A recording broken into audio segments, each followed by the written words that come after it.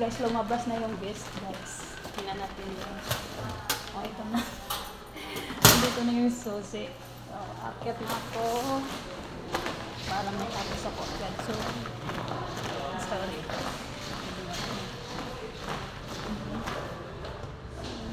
Ako, mamaya pa to kasi nasa taas yung elevator. Wala dito sa baba. So, ayun pa.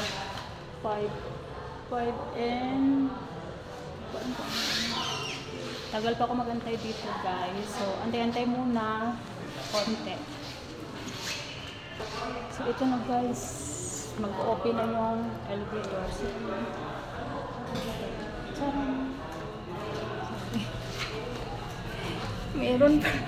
meron pa lang nakasakay. Ayun, sa 6 ako, guys. 6th floor. Ayun, guys.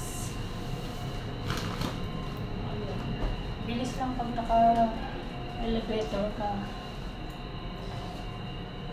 Parang nakasakay ka rin sa aeroplano nito kasi pag once na nakayuko ka, parang nahihilo ka.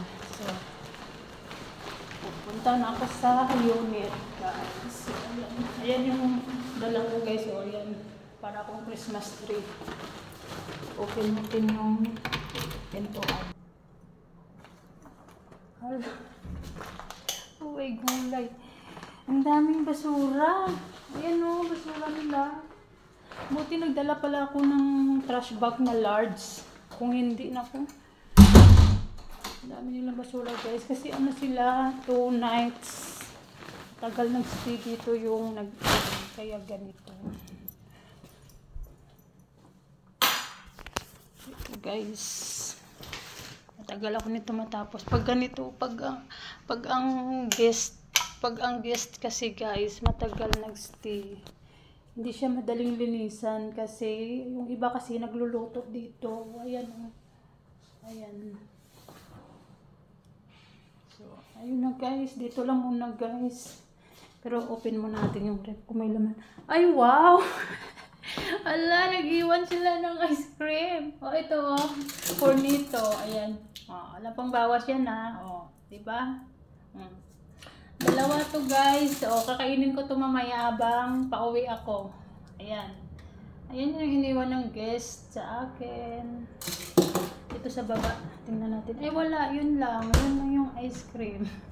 So, okay na yun kasi may makain ako mamaya pag lakad ko pa uwi.